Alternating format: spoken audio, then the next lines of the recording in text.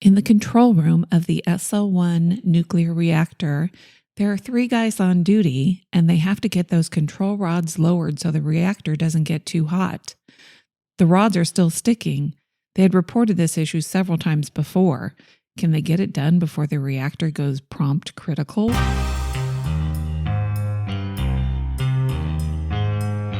Hi, everyone. Welcome to the Weird World Podcast. I'm Dean. I'm Carrie. And prompt critical sounds scary, but also something that like a doctor would say to a nurse. I think it sounds like the name of a thriller movie. Prompt critical. Yeah. By Harlan Coben. Disaster. Yes. Well, before I start, I want to give a shout out to our listener, Autumn, who actually emailed us about this story a little over a year ago. And I had just recently heard about it when she emailed. And it turns out she has kind of a little personal connection to this story. And so that's part of why she was interested in it, aside from it being an extremely interesting story. So here we go. Hi, Autumn. Thanks for the email. Tell us about this, Carrie. As we know, I am really knowledgeable about nuclear power. You are a well-known nuclear, I want to say physicist. I'm actually not. I don't know anything about anything. Carrie, guess what? We're not experts on almost anything we have on the show here, so that's fine. We're experts on a few things. Are we? Yeah. Okay. Well, so this is old-timey before either of us Old-timey. were alive. What year? 1961. Old-timey. Okay. So they still had like daguerreotypes instead of regular pictures, I'm assuming. Maybe sepia. In 1961? Well, that's what you never mind. I was making a joke there. I know. Well, on the night of January 3rd, 1961, January 3rd. a nuclear reactor called SL1 was being brought back after a long Christmas and New Year's shutdown. Brought back like up online. Okay. Yeah. This is where again? Have you told us where this is? No, I yet? haven't told you that yet. Sorry. 3 men working there. There were 2 Army specialists, Richard McKinley and Jack Burns, and a Navy electrician named Richard Legg. I'm going to call him Dick McKinley and Dick Legg. Okay. They were responsible. And who's the other one besides Dick Legg and Dick McKinley? Jack Burns. Jack Burns. Okay. These 3 men were responsible for this startup after the shutdown. Okay. They didn't have a ton of significant experience in this role. Well, however, seems dangerous. Which was kind of by design. What? Yeah. The most important part of this restarting process was lifting the central control rod manually, only about 4 inches, to reconnect it to its drive mechanism. Did it sink? Why was it? I'm confused. Why would it have to be raised 4 inches? Wait, you said raised, right? They had to lift it. They had to lift it, so it had to be raised. They had to lift it to connect it to the drive mechanism that would lower it. Oh. And the control rods go inside the reactor to cool it down. Yeah. We'll talk about this a little bit more later. Okay. You're going to thoroughly inform us about how nuclear reactors work. Okay, yes. Thank you. Because I don't know. So Jack was preparing to lift the rods that weigh like 100 pounds with his bare hands, while his supervisor, Richard Legg, stood with him. So Dick wasn't going to lift the rod with his bare hands. Okay, because I'm feeling this story's a hoax, Gary. I think you're just making this whole thing up with these names. I don't know. I'm skeptical. Go ahead. And McKinley, the other Richard, was standing nearby. Okay.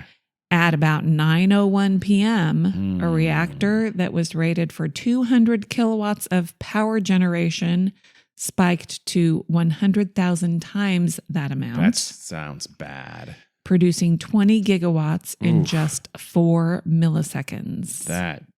I feel like that's not going to end well. So essentially, faster than the blink of an eye. Okay. So everybody got like a spike of power in the radios, and then everything was fine. Well, SL1 went supercritical. Was it prompt critical? No. Well, yes, it was prompt critical. Okay. Then it goes to supercritical. Oh, so it already passed it. It passed right by prompt critical to supercritical. Literally making that up. The tease made me believe that prompt critical was like worse, but okay. So as we know, Dean, like the 40s and the 50s. That was like the early beginnings of the atomic age, right? Yeah. When A lot of hope. That Yep. atomic power was going to be, would make gasoline obsolete. Mhm. It's a clean power. It's just now starting to recover in these last couple of years in America. It's a common source of power in places like Korea and Japan, at least ongoing, but because it's very clean, except for those pesky spent rods that are, Yeah, we're not even going to talk about spent rods. radioactive. Okay. But essentially, so this was a time in the United States when people were kind of obsessed Very with much. nuclear power It's going to be the next big thing. because we limitless. had seen it used as weapons of mass destruction, Yes. right? But like you said, it could also be used to create an endless supply of energy that was practically free. Practically free. I mean, you just had to build the plant Mhm. for now what would probably be trillions of dollars. Yeah. Well, no, But it not was truly. kind of like a miracle source Yeah, it of was. power, right? And Yeah. it could power cities and I mean, allow you needed us. like plutonium or whatever as the fuel of it, but it was just rocks. Yeah. Somewhat rare rocks, but still, it was, much, much, much more cheaper to produce an incredible amount of power than any other source. Yeah. And essentially could lessen our dependence on foreign oil. Dramatically, yeah. So, Well, back then we were not super dependent on foreign oil. We mostly produced it for ourselves, but we knew that time was coming. right. So by the 60s, nuclear power plants were popping up all over the place. Mhm. And they were bringing thousands of jobs and providing electricity to millions of homes. Mhm. But after, this was in the 60s, this is after the events that we're going to talk about today, people didn't really know, hadn't heard a lot about the SL1, what happened at SL1. I smell a cover up, Gary. Well, and, Well, depending on what happened, is you haven't told us. I know, but everybody's heard of Chernobyl and Sure. Fukushima. And 3 so, Mile Island. like you said, why not SL1? Well, because and we don't know 3 what Mile happened. Island? I think at this point there was just a spike in people's radio sound, and life went on. That's all I know right now. Well, the SL1 reactor it's in Idaho. I think it's a place called Arco, near Arco. It's about 40 miles west of Idaho Falls. Okay. And it has to be kind of remote. That you need it to be not super close to where people live. Mm-hmm. And it's called a stationary low power reactor number 1. Oh, I see. Hence So SL1. Okay. It was an experimental nuclear power reactor. Its future purpose was to basically give the ability to generate energy in remote locations, Mhm. specifically for the remote defense early warning system. Okay. It's called the DEW line, Mhm. The DEW line. where there's radar sites, basically to provide early warning of attack by Soviet aircraft or ICBMs. A lot of those stations were also in our friends Canada. Yeah, A lot of I was going to say, actually more important. Aren't they kind of in the Arctic? Aren't they really? They have a whole system that we run with Canada in the Arctic Yeah. for early warning of ICBMs. Yeah. So that's what this was for. It was to power those stations so that they essentially wouldn't have to refuel or do anything for like Okay. up to 3 years. Oh, okay. So they could essentially just be left alone. Like nuclear subs. Nuclear subs could run around for a couple of years with if something bad happened. Mm-hmm. Okay. So Interesting. it was basically they were designing it and testing it to provide heat and electricity for those remote systems. Interesting. Okay. So they needed to be small, Mm-hmm. lightweight, because they had to get them there Oh, I see. and set So- them up. They so couldn't build a huge facility once Every they got major there. station would have its own little mini nuclear power station. Okay. Yep. So they had to be small, transportable, so they can just get them there, pop them up, and they're ready to go. Put them on the back of a big rig. Easy to maintain, and then, like I said, capable for operating for 3 years without refueling. Mhm. So that's what they were doing in Idaho Falls. So Okay. in late October 1959, our U.S. Army specialist, Jack Burns, that we talked about, he was the one that was holding the control rod, 20 years old. Wow. Very apparently young. Untrained. Yep. So in October And 19... apparently that was by design, which you're going to need to explain that because that's crazy. Because they wanted them to be operational by people who are not nuclear engineers because it had to be train the shit out of them to do these things. I mean, they don't have to come with expertise, but if you're going to do this job, Jack and Dick, yeah, we're going to train the crap out of you. How to do that. They wanted them just, a technician who knows, now I do this, now I do that. I don't really need to know why. No, that's fine. Again, that's fine. But well, so anyway, make sure they are. Back in October 1959, it was Jack Burns' first day. Oh my God! Working for the U.S. Army's National Reactor Testing Station. I feel like you should have an on-site right next to you supervisor. I mean, waiters, servers have someone to walk around with in the first few days. I mean, come on. Well, Jesus. This station in Idaho Falls was created by the U.S. Atomic Energy Commission in 1949. It was top secret. Another reason why it was kind of built out in the desert, miles away from any town. Not the desert, but rural area, but wouldn't be the desert in Idaho. Are you sure? I don't think so. I mean, it can get a little dry. On Idaho Falls. It was dry. Is it? Well, no, but I wouldn't call it a desert. Okay. Well, anyway, so. Me personally, just. So the workers also lived a little ways away from the site. So they would have to take a bus in.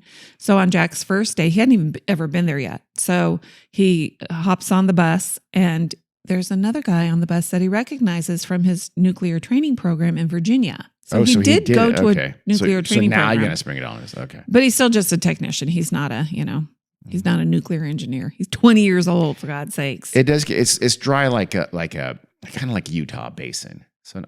So pretty dry in a part if we're in that part. Okay. So the guy I stand corrected. The guy he recognizes is Richard Legg. Dick Legg. Okay. Yeah. So they had been to training together. Yes. Okay. So Jack enlisted in the Army when he was only 17. He fudged his birth record. Oh. He was raring to go.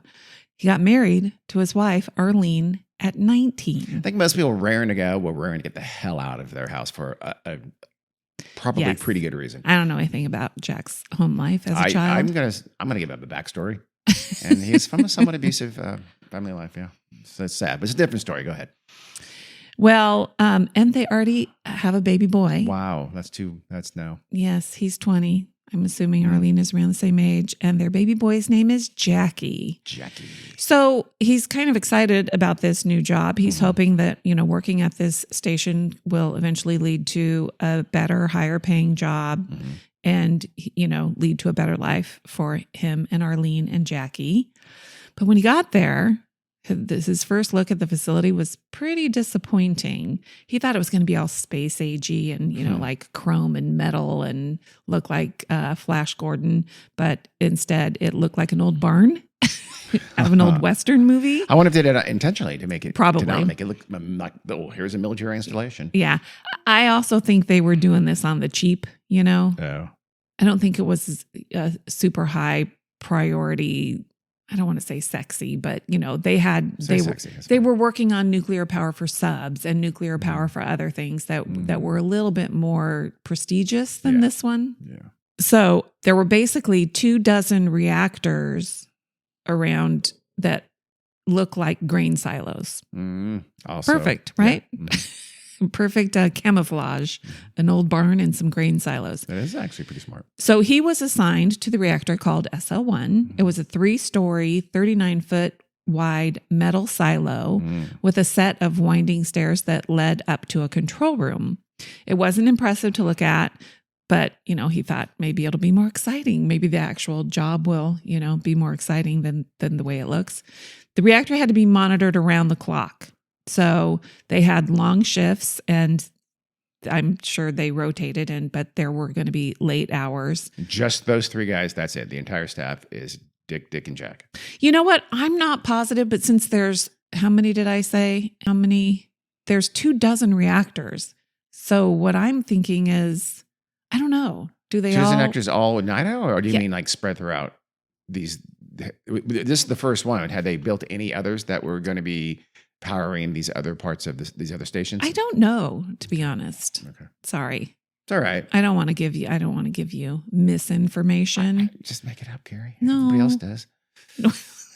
No, because there is an actual truth. But so anyway, yeah. No, I'm pretty sure this is the only reactor that's operational. Maybe there were other, because it says there's 24 around there, but it's, like I said, it's experimental and it's not all, up and it's only the size yet. of a barn, so I'm assuming it's not that huge. So Yeah. It's gonna be that, so it's not heavily staffed at any one time. Yeah, okay. I don't think it is. Okay. But so it is kind of a stressful job because working with nuclear stuff, and I think would be stressful for me, but it was also thrilling for them.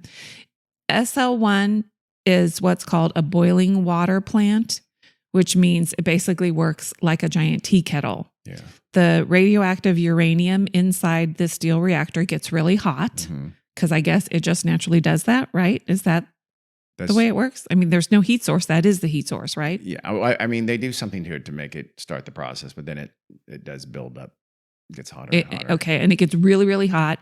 And so that boils the water and turns into steam. And then the steam moves turbines, which produces electricity. Basically, that's the basic idea behind almost all nuclear power plants. But that's why they're always near the water, either a river or an ocean. So there must have been a river nearby here. I never talk about it. I mean, they have to get a copious source of water. Well, it's not just for the steam, but also to cool it down. This one is very small. Okay. If you're thinking about like Fukushima, where they're on the ocean, I don't remember the numbers, but in my research, this one has 5 control rods. That's it. Oh, so it's tiny. Tiny. Okay. Like the other ones have thousands. Okay. So this could even be piped in. Theoretically, the water. They're obviously have the water is coming from. Yeah, there is water, but All right.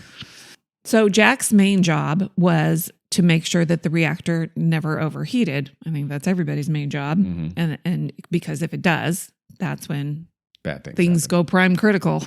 Prime critical. Is that what Prompt I said? Critical? Prompt We've had critical. prime critical. We've had super critical. I'm assuming hypercritical is next. Just keep on adding words in front of critical, and you think you're fine. So the braking mechanism is these 100-pound control rods that I don't know how they do this, but it basically stops the production of energy to let it cool down. Okay. It has something to do with, I don't know, like neutrons or whatever is coming off the uranium. So when the control rods go down, it stops the reaction from happening. To let it just give it time to cool down. So it stops producing energy. Yes. But it allows it to cool off. Okay. Yes. All right. I'm with you. So Jack had to lift and lower these 100-pound control rods. And he said it felt a little bit like working on a construction site.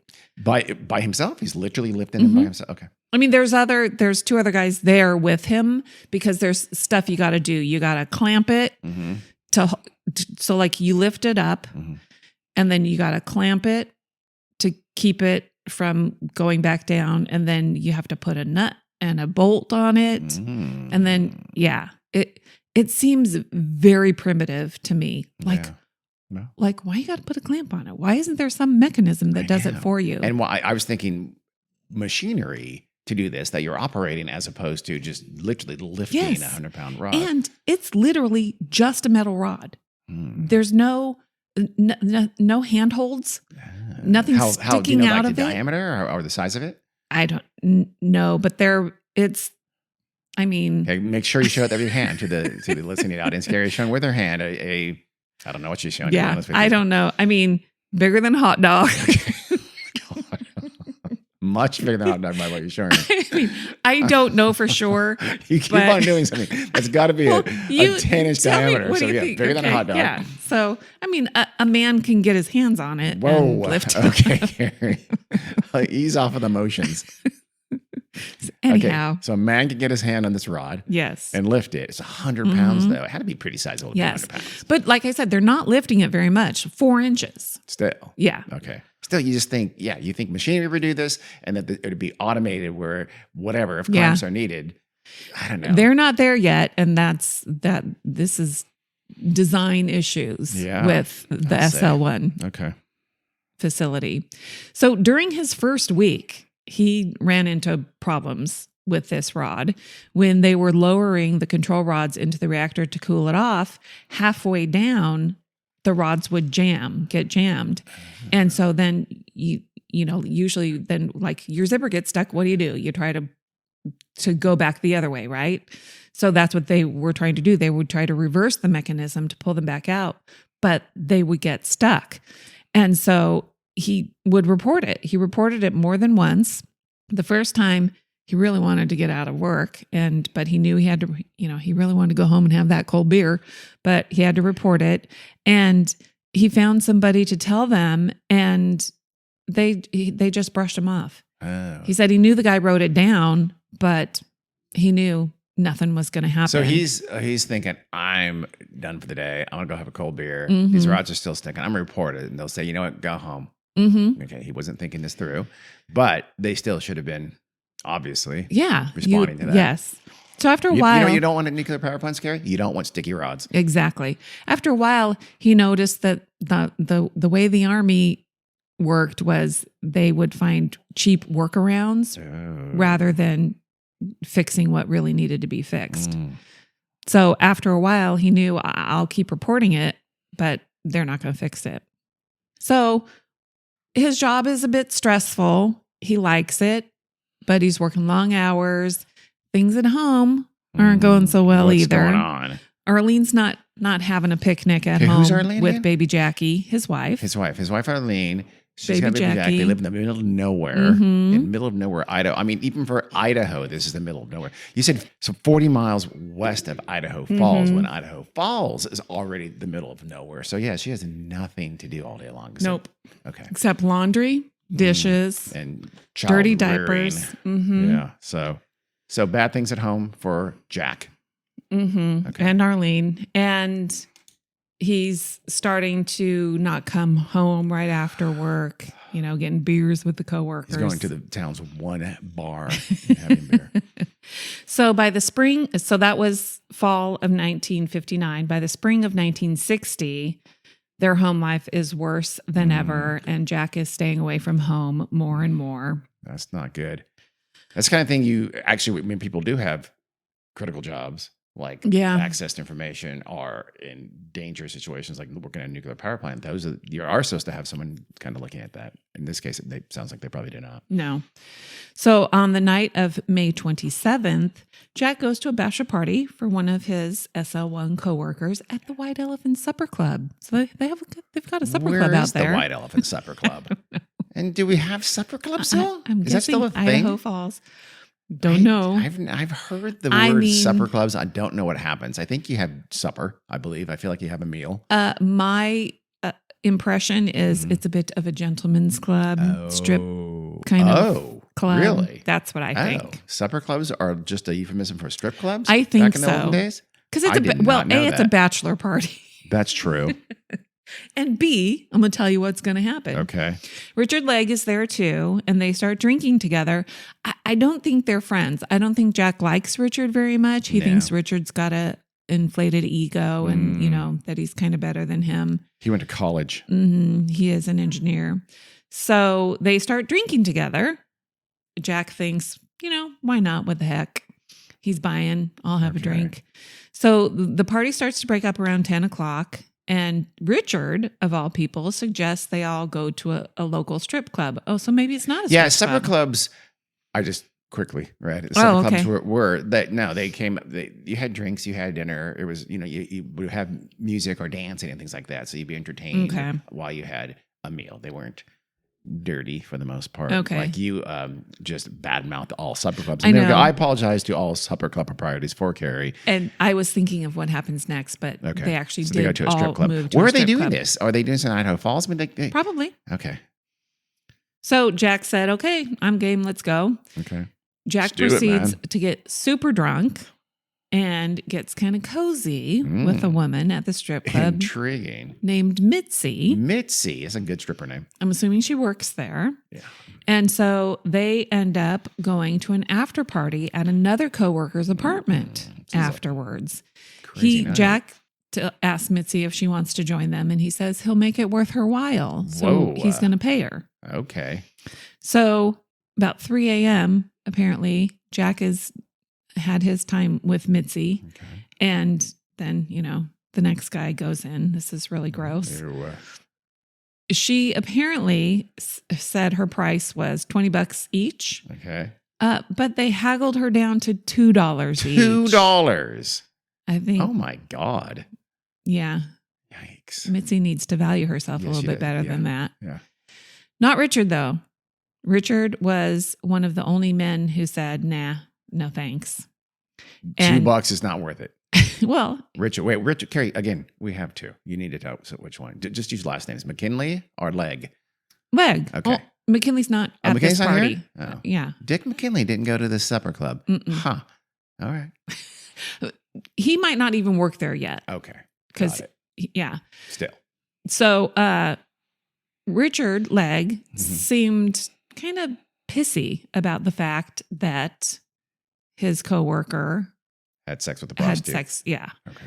I think he probably knows Arlene. He's probably met her, and he started making kind of snotty comments about it.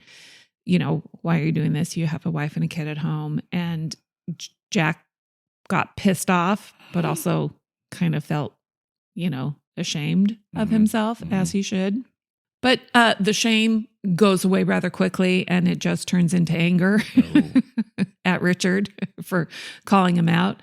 So eventually they get into fisticuffs, and he punches Richard in the mouth. Richard fell backwards and was probably going to come back at him and hit Jack back, but they got pulled apart and, you know, get out of here kind of guys.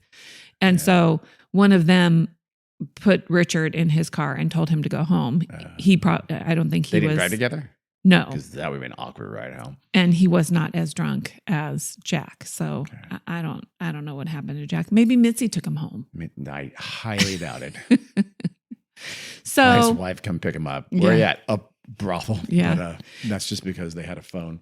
So this is how Jack's life is going. Okay. And so he decides to spend even more time away from home and Arlene and baby Jackie. So he gets a part-time job at a Texaco gas station. Okay. So, And- nuclear power plant, Texaco gas station. All right. And the guys that work there are even less inclined to be family men. And so there's Like a lot drifters. of drinking and gambling and, you know, so he almost never went home after that. Damn. So the bachelor party was at the end of May. Then by September. 1960, right? Yeah. I've got a timeline. Yes. Yeah. Okay. So at the end of September, Jack goes back or goes into work. He's a little bit late. He managed to shave that day, but he still reeks of booze. Yikes. This is not someone who should work at a nuclear power plant. Nope. Okay. He clocks in and, you know, spritzes his mouth with some mouthwash or something. And a colleague comes over to his desk and tells him there's big news. Richard Legg has gotten a promotion. Is this going to be like some kind of a murder? I'm hoping, fingers crossed. Well, Richard, who Jack doesn't care for now more than ever, is now the chief operator and shift supervisor. This is boss. His boss. Oh my. This was a promotion that Jack was hoping to get. Well, okay, dude. Seems who a little smells delusional. like whiskey and works at a Texaco. You're not going to get promoted to be head of the nuclear power plant. Well, shift supervisor. You get a red, like your name tag goes from white to red. I'm assuming.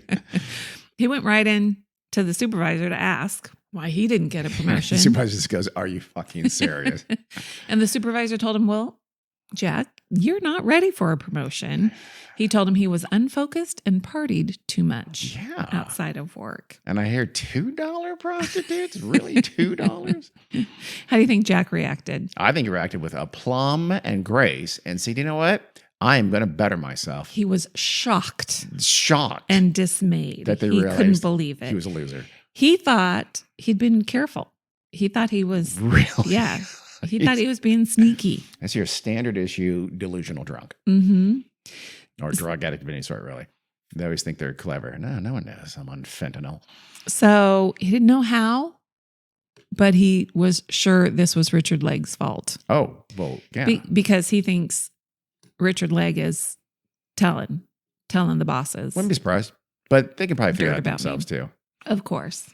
So then he has like 3 teeth left at this point. So it's pretty obvious things are going bad for him. So when did I say that was? 1960 in September. See? Oh, that's why my September. timeline is helpful. So you're welcome. Go ahead a few months later. Okay. Now we're in January 3rd to be exact. I believe this is when prompt critical occurs. 1961. Or maybe. Okay. Jack whips his car into the gravel parking lot at SL1. Oh, that's going to hit some windows and cause some dings. Kind of hasn't been home in a while. His car is littered with changes of clothes. Did he sleep in his car at the Texaco station? Oh my God. And it's 4 p.m., so he's got like an overnight shift. He's already had 2 drinks, but still doesn't feel like it's enough. He needs another drink. Pre-gaming, Carrie. It's called alcoholism. So he's pre-gamed. He's ready for a shift because that's what you do when you go on a shift for a nuclear power plant. You're pre-game. Yeah. Okay. So he's in a bad mood already when he goes in because, it's been a few months having to endure working under snotty Richard Legg. How about home life? Is everything still bad there? Terrible. Okay. He hardly ever goes home. What is she saying anything? Is she like, hey? I'm sure she is. Okay. But, what is she doing? Calling him at the Texaco station? Maybe. Get your ass home. Jackie needs a father. Actually, not you, though. So this night, he's going to be working directly under the guy he doesn't like, Richard Legg. So it's going to be him. And then a third guy, a new guy who he's only met a couple times, named Richard McKinley. So he goes in. God, if I was Richard McKinley, I go, this is, first of all, I'm feeling a lot of tension. Second of all, this guy is already drunk to my left here. We're doing nuclear what now? It's 1960. I'm on my 3rd day. So he plops down at the desk and he looks at the to-do list left by the day crew. Oh. And he sees the most annoying task, reconnecting the 100-pound control rods that he knows still keep sticking. You'd rather clean the toilets. Because it had been down for Christmas and New Year's. Okay. So it's just offline completely. Completely. So now this is when they're going to start it back up again. Yes. Okay. So he's not looking forward to that. Around 7 p.m., Arlene calls Jack at work. Okay. So at 3 hours. Okay. At the reactor. He finally picks up the phone after several rings because, voicemail's not a thing. And I'm sure the tone of his voice was super annoyed. Hello? Yeah. Well, he doesn't know who it is. No, but when she said, it's Jack, your this wife. is Arlene. Yeah. God, what do you want? It was dismissive and loveless. So she just let him have it. She rattled off all the things that he's doing wrong in their marriage and how bad everything is. And so she just kind of got carried away with herself. This wasn't her plan, but she ends up saying, I want a divorce. I'm positive this is not her fault, but I feel like this is going to turn out to be a terrible timing. Don't tell me, but I feel like that's what's going to happen. So like I said, she didn't plan it. She didn't mean to say it, but she did. And before she could take it back or try to talk about it, he says, fine with me. That's it. We're done. And he hangs up. Sounds like a win-win. Well, she's shocked. That's not what she expected. Yeah, but she thought, why didn't he fight with me? Why didn't he say no? I don't, why didn't he promise to do better and apologize and, beg her to please don't divorce me? Let's try that now, Carrie. I want a divorce. Okay, bye. Oh, all right, cool. See, Arlene? That's how it's supposed to go. So she was having second thoughts. And so she just thought, oh, I better call him back. So she tried calling him back. Nobody picked up the line. Right away? Or Oh, wow. So she starts kind of pacing around the living room, not knowing what to do. So, then again, around 8, so a little less than an hour later, she tries calling again. Still no answer. She waits another hour. 9 p.m., she tries again. Still no answer. Uh-oh. Now she's getting scared. Yeah. I would think somebody else ought to answer the phone. Yeah, I know. I don't think it was a direct line No, I'm sure to it him. wasn't. So you think there's 3 people that we know of. Huh. Where was Dick McKinley? Where was Dick Legg? I mean, maybe they're taking care of those rods. Maybe. Whoa. A lot of innuendo in this one. Well, So they're taking care of the rods. So again, so it's literally just they move the rods in a way to sort of reconnect it, for lack of a better term, the flow of, mm-hmm. nuclear process. Okay. And Yeah. so it just seems like that'd be a rote thing, and it wouldn't need such a high level of precision, which I think it's going to. Yeah. Right? Yes. Okay. Well, okay.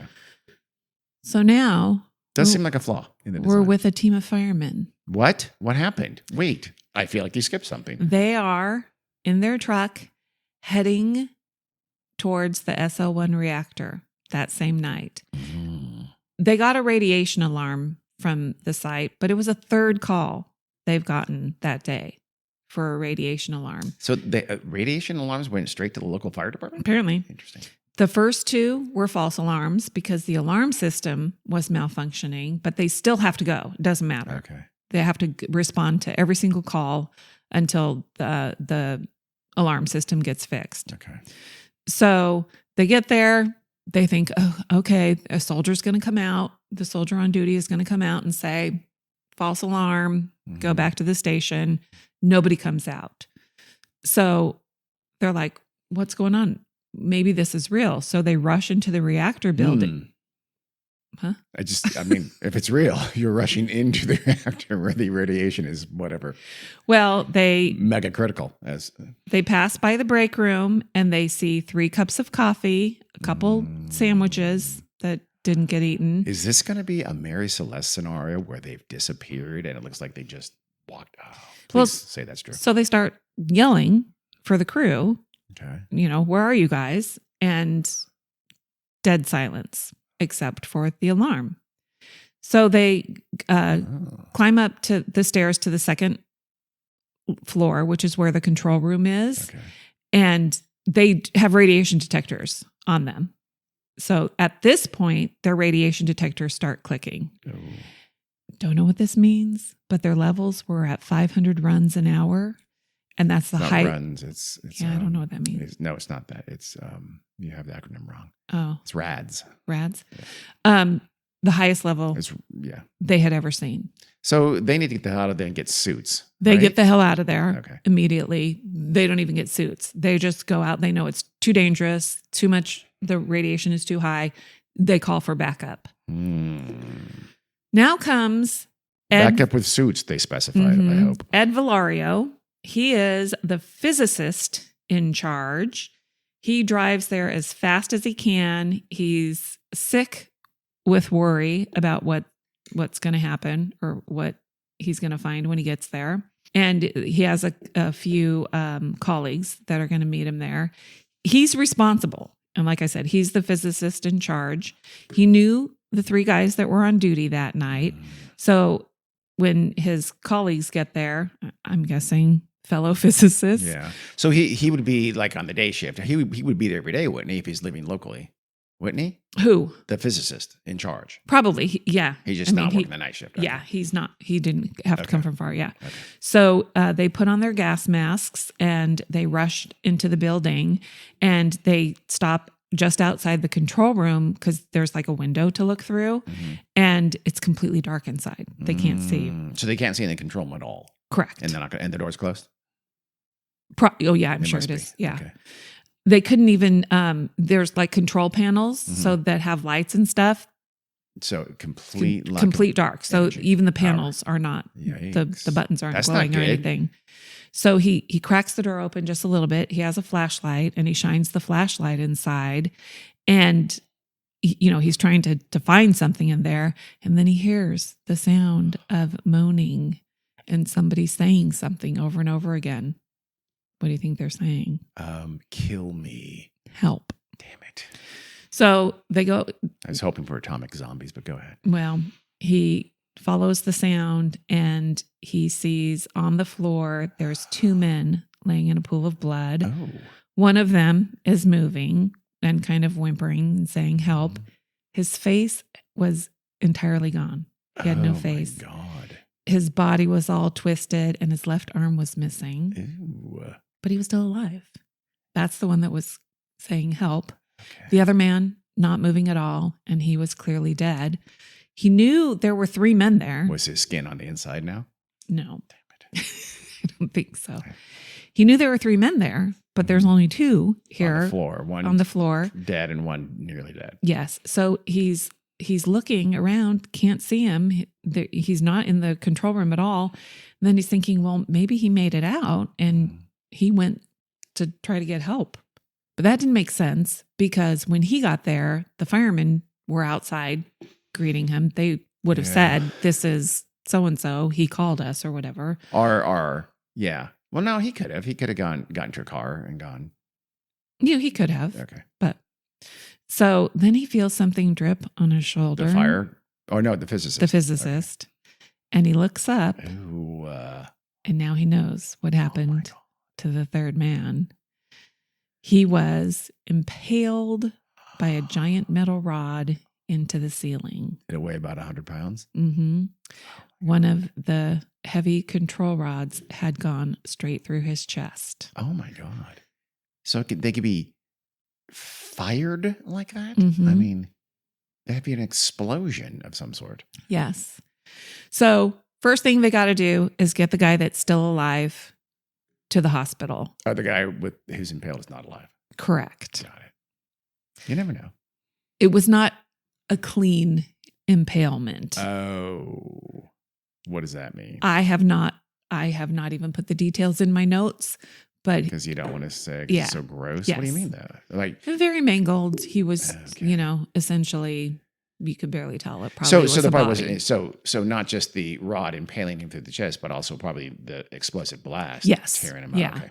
Yeah, it was not a clean explosion where just one the rod goes straight up. Okay. No, there was debris and So he's just mangled. Okay. Yes. Yikes.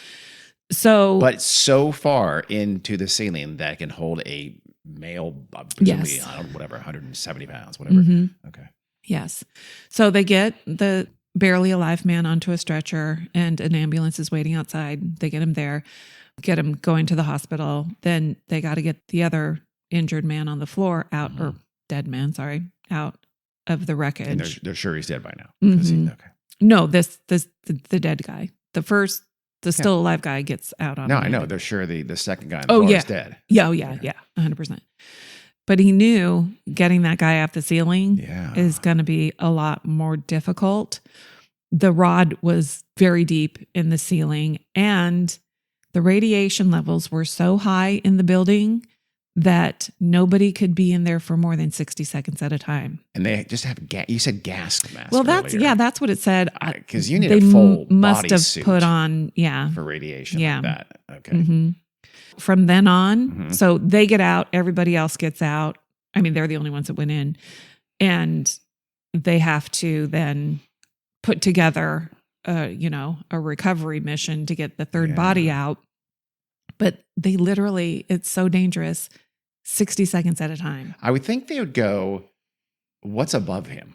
Another floor, an attic? You think if there's access to that, they can go and, this is going to sound awful, but they could pound the rod out from top and he'd be on the floor then, right? He'd fall to the floor along with the rod. I imagine there's radiation up there too. I know, but still, I don't think that seems easier to me. Well, I don't know how they're doing it. And 60 seconds, you just pound the rod. I don't know how they're doing it, but it was dangerous and slow. Yeah. And it took 6 days. Oh my God. Because think about it. He's impaled, mangled on the roof. One guy could go in for less than a minute and then he's got to run back out. Then somebody else goes in. Yeesh. So the bodies were so mutilated. It was so hard it was hard to tell even who they were. So they couldn't even do that until after the autopsies. Well, how about the first guy, the one that was living with the face, the John Woo?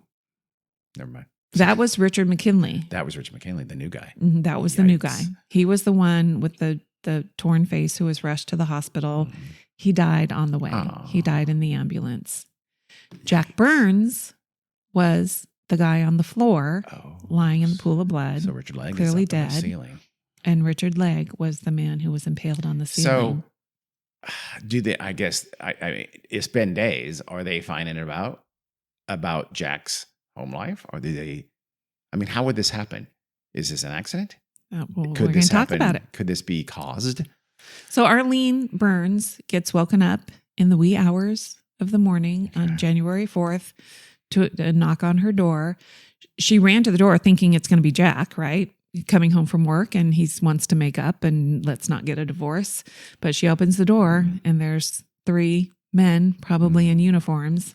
And she could tell by the looks on their faces She's not getting a divorce. Very bad happened. So very similar things happened at the homes of Richard McKinley and Richard Legg. But the wives are not told all of the gruesome details of their husbands' deaths. All they say is that there was a terrible accident and their husbands had lost their lives. They died peacefully in their sleep. Yeah. So, because this is all classified. Yeah. It's secret, it's right. secret. Yeah. So while what's going on there is classified, you can't hide the deaths of 3 men, right? So the Idaho Falls community finds there's news and it gets out, and the headlines about the explosion, hit the newsstands and it becomes big news. The bodies were so radioactive, and it took a while for any of this to happen, but their bodies were never released to their families. Oh. They had to be. Yeah, they're in lead coffins or something like that. The government had to take them and they had to be buried in a specific place in lead coffins. Yes, in lead caskets. They had to be treated like radioactive waste, I would assume. Mm-hmm. Wow. Now they have to do an investigation and try to figure out what happened. So there's a team from the Atomic Energy Commission. They quickly determined that obviously something caused the reactor to overheat, and the steel reactor vessel had exploded, spraying radioactive steam and metal fragments everywhere. Oh, so and that's what so horribly injured. And then the one control rod is, went straight up. So but they got to figure what was it caused oriented like that? They are oriented vertically. Mm-hmm. So he would have had to have been leaning over it, you would think, unless it fired at an angle. He'd literally his whole body up to his chest being over the top of the rod. That seems like a weird. It is kind of weird, and because Richard Legg was not the person lifting the rod. That was Jack Burns, but Richard Legg would be standing over him. Okay. So I wonder if it did at some kind of an angle. If it might, Jack is lifting it, he could have, changed the angle so it's more like over his shoulder. You know what I mean? Well, I don't know that you can change. I don't know if you can change the angle, but maybe what happened is in the explosion, everything gets ruined and tears apart. Slightly redirect the rod. So he goes, okay, that makes more sense. Yeah. So he's leaning over it, but he's not over it. Leaning toward it. Okay. Yeah. And maybe what was happening was it was stuck or something. Yeah. And so Jack is saying, it's not moving. And he's Richard leans over to see. Let me see here. Yeah, exactly. Jack, you're drunk. I'm the boss. let me fix that. So we're not laughing at these men. Not at all. It's not funny. No. But so now they got to figure out what caused the overheating. And so they suspect obviously something to do with the control rods, because that's their job essentially. And the thing is, you're never supposed to pull it out super abruptly. And like I said before, you're only supposed to move it 4 inches, a max of 4 inches and at any time. And it's dangerous to move it more than 4 inches? Yes. See, that's why this whole process seems insane. A design flaw. It should be a machine doing that, for sure. So to cause an explosion, the rods would need to have been lifted like 20 inches very quickly, like in less than 1/10 of a second. And while it seems like 20 inches isn't that much, it's probably like the length of your arm. Yeah. And they're heavy. So it would be hard to do that. Yeah. And they know they're not supposed to do that. So why would they do that? So that's where they're thinking it was done purposely. And the investigators weren't even sure if it was possible to lift it that far, that fast. Oh, yeah. I see what you mean. And they didn't think none of them would be dumb enough to do it. And then they thought suicidal or murder, unless somebody was doing it on purpose. Yeah. And in which case, that person, obviously it's Jack Burns, maybe doesn't know. Like he thinks he may have been, willing to kill himself to kill his archenemy, or he may have thought that hey, the rod's pointed at him. I'm pointing the rod at him. The other thing is they know it's dangerous. Mm-hmm. But they don't know the full Do they know extent. it's deadly? Yeah. Do they know it's going to be a massive explosion of steam and debris that's going to kill everyone in the room? Or they can think, oh, is this going to send that rod flying maybe? Who knows? Yeah, I don't know. Well, but rumors abound. So they find out about that. So they do find out that Richard Legg and Jack Burns are kind of like enemies. They don't like each other. They have, because at the bachelor party, fisticuffs, that gets reported. There is also a rumor that Richard Legg might have been having an affair with Arlene Burns. Serves Jack right. No one could say for sure where this rumor started. That sounds like an obvious rumor that's almost certainly not true. But it spread. Yeah. Since they work the same shift. It also kind of gives the Atomic Energy Commission an easy out, right? Yeah. So it's always a user error. That it was easier for them. Oh yeah, let's just go along with these rumors. He did it. Yeah, these guys hated each other. Yeah. So they spent weeks on the investigation, interviewing people, trying to do reenactments, going over the autopsies. I don't know how that's going to help. Yeah. And they issued their final report, which said it was Jack and Richard's fault. Wow. They got the blame. This is a whitewash. They called it malperformance motivated by emotional stress or instability. So they are. They have to say that that Jack did it on purpose. He had to have known he was going to kill himself too. He had to have. It just seems, if there's enough power that's going to surge when you move that rod more than 4 inches, it's not going to be. I mean, I guess I said it a minute ago. I know that, but would you really be so dumb to think just the rod is going to be impacted by whatever bad is going to happen, even if you don't fully understand what that bad is? Well, here's the thing. I mean, one thing is, okay, if you want to do a murder-suicide, I mean, I guess that covers it up. I mean, just use a gun. I mean. Yeah, that is a weird way to do it. Yeah. So, I don't know, but. Spur the moment, though. Maybe that's what they're saying. Yeah. Like. Because hey, it's going to get hot. And he's just like, you know what? I'm going to die.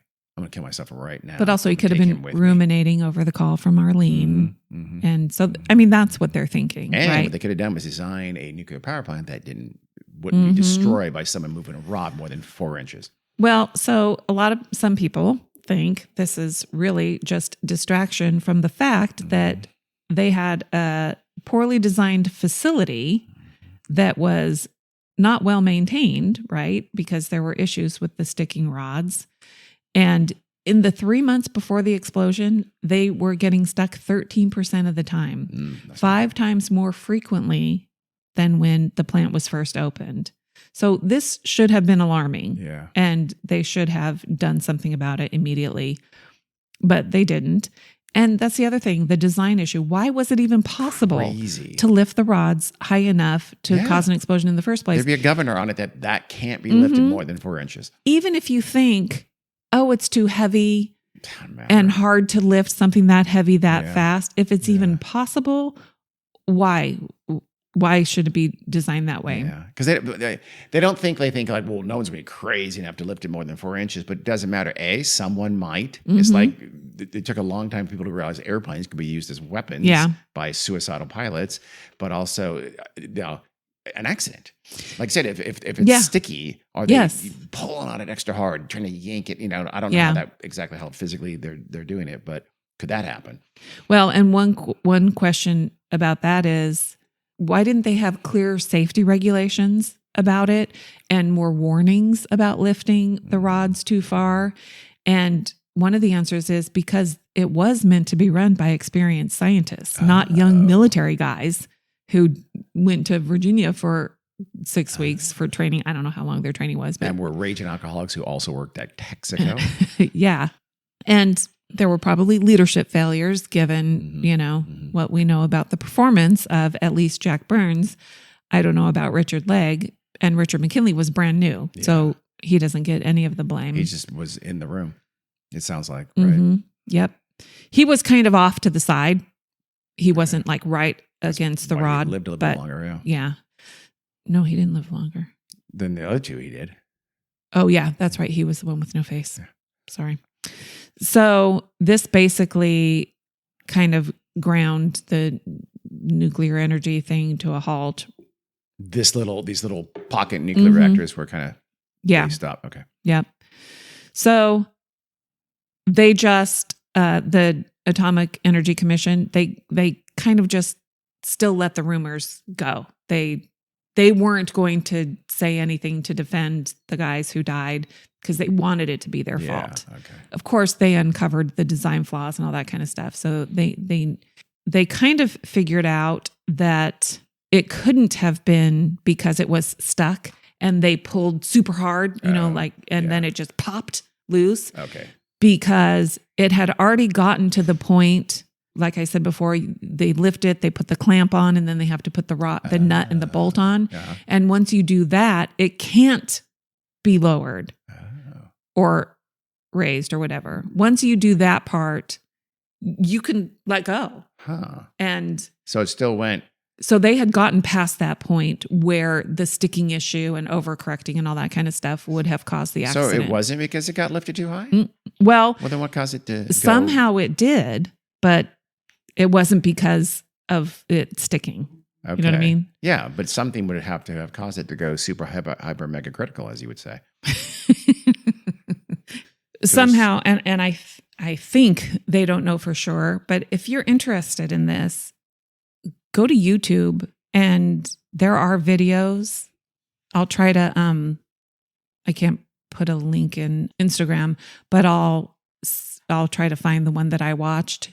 And it's super interesting because it explains how it gets how the control rods work. It explains the whole way the reactor works, and the whole thing about how the fact that there's only 5 control rods, and then there's one central control rod that has the power to shut down or start up the reactor independently. Was that the one which is crazy unheard of? Was that the one that killed him? Mm-hmm. That was the one that impaled him. The central rod. Weird. Yeah. So since it was already clamped, it sounds like it was in the process, or it was heating up and going critical, whatever that means, while they were doing this thing and clamping it, because they got it to a pretty far along in the process. Yeah, something happened, and the video that I'm referencing, I think they kind of explain like maybe something broke or something.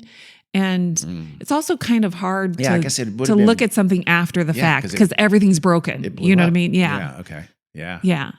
So there could have been something broken. That's what caused it. Maybe they are straining or something like that, and something cracked, a nut, whatever. I don't know, a bolt, a clamp. Because remember the Demon Core episode? Yes. When the guy is literally using a screwdriver to hold that thing so that it doesn't do prompt critical or whatever. Yeah, and that was what he did multiple times. Yeah. So even like this, they would tell them use a wrench. God, that's crazy how cavalier so, they were with something like nuclear power. I know.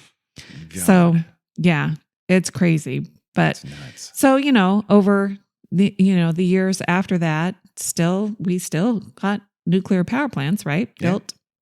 Oh, sure. But because of this cover up, it didn't help because you don't learn lessons if you cover it up. So did we get another major accident in the United States? Yes, we did. We referenced it in 1979, 3 Mile Island, when a stuck valve and inattentive plant operators caused the release of radioactive gases into the air, and there was a near meltdown of the nuclear core. In central Pennsylvania near Harrisburg. And since then, almost no nuclear plants have opened in the United States, and dozens have been shut down. Yes. So, while at the same, again, there is relatively recently there's been a renewed movement to resurrect nuclear power in the United States. Again, it's a France, Japan, Korea. It's a primary key part of their solution for providing energy that are non-fossil fuel energies, and something that should be considered. That there is that horrific question and conundrum of where do you put the spent rods, but we could figure that out. Could we? Yeah. The answer is Utah. Put them on a comet. Nevada. No, I'm sorry, Nevada. Sorry, Nevada. Yeah, I don't know. What about the ocean? Do we put them in the ocean? Let's not do that. No, it's not our ocean for one thing. That's true. And we have, Nevada. Well, what do other countries do? They store them. Yeah. For just, I mean, we absolutely can do it. I hate to say this, but a lot of the hysteria about it was overreactive. It's like, oh, but what if, I mean, we're talking about a salt mine in the middle of freaking nowhere. It's highly unlikely that anything terrible happens to that. Like I said, every other country has them, and there's never been an accident involving spent rock storage ever. Yeah. We could do it. Honestly, I think I remember the hysteria over absolutely. it, and we were young, but we lived through it. Yeah, and it's weird because it came from environmentalists. Exactly, and environmentalists should be the ones getting behind who want it. Yeah, because it's a non-polluting, non-fossil fuel. Yeah, but that's the thing. Environmentalists are not nuclear scientists, so they don't know. Yeah. They really should be. And that's the problem. It's better. I mean, even the things like solar and wind power, they actually do have environmental ramifications. Not as nearly as much, of course, as coal and oil. Don't they kill all the birds? They kill every bird. That's why birds aren't real anymore, because the wind turbines killed all of them. My source on that is and don't they also make whales go crazy or something like that too? I think they do make whales go crazy. And I think they turn whales gay. Oh, yeah, that makes sense. I don't know. Now that I've said that, it will be a conspiracy theory on YouTube in no time. So what happened? How did this get wrapped up? What happened to Arlene? I'm concerned about Arlene and don't know. Jackie B. I don't know. They probably had to change their names and move away. I hope. I mean, you hope they had to change their name and move away. Carrie, you're a hard-hearted person. She was so young. Yeah. And she moved on. And I assume the spouses and partners of the other two were also very young, if they even had them. And they were able to move on. And they were given $20 as compensation for their loss, I'm sure. At least, maybe more, maybe 100. Well, Carrie, that's a terrifying story. So what do you think? Do you think it was just pure accident, or do you think there was any kind of malice? I think there was no malice. So but you think it's an accident? Yeah, I do. I think so too. Yeah. I mean, I could see that though. I could see he does. He goes, he's over his shoulder. He's bitching at him. He hates him. He's going to get a divorce. He decides he's going to take everybody out with him. I don't know. He can break a clamp or do something that causes it to start. I don't know. Maybe it's possible. I don't think it's a thing where you break a clamp and it just free falls in there and causes it. I think it's... Again, he probably didn't completely 100% understood it. He just knew that if he did something like moved it out of position too much, because they were trained to that degree, bad things happen. And he's at a point where he's willing for those bad things to happen, because they're going to take out this guy who's right over his shoulder. Yeah. Who he doesn't like. So yeah, I mean, I think it's possible. It is possible. It's probably more likely just... But all of the experts who know more than we do don't believe that's Here's what the happened. Thing. It's still a horrific design flaw. Yeah. That is possible for a person to have done this. Is that not to harp on, there should be some kind of fail-safe in airplanes where a pilot cannot purposely crash an airplane. I don't know what that is. Figure it out. You've had 50 years to have done that, since the first one was decades ago. Here's the thing. When our car thinks I'm going to rear end the person in front of me, it does a collision detection thing and it'll stop the car. So they should stop the plane in mid-flight. Sure, that's a good solution. I'm getting rather derisive look. Is that what you think I mean by that? Yeah, but no, something. There should be an automatic, I agree, autopilot. I love it. Triggering thing. I love it. Where something like that. And again, we've known about that for decades. This should have been done a long time ago, but it's expensive or just it's different. So that companies don't like to do things that are different, especially if they cost money. So the nuclear power industry, just ignore this. And now who knows? They could have quietly made sure and changed that in the nuclear power plants, quietly, so they don't. Well, because take the blame. As we know, the other nuclear reactor systems weren't set up this way. Yeah, I think this one was done on the cheap, on the easy, because of what they were needing it for. Yeah. And maybe when they were going to move it up to the Arctic for the defense early warning system, it was going to be different. But who knows why? I mean, it clearly was incompetence. Yeah, was involved, but I'm gonna say there still could have been something. Yeah, to it. Well, thank you, Carrie. You're welcome, for bringing us the story of the Idaho Falls SL1 disaster, nuclear disaster. Yep. Okay, all right. That's it. Okay, thanks, Carrie. Thanks, Dean. See you. Bye.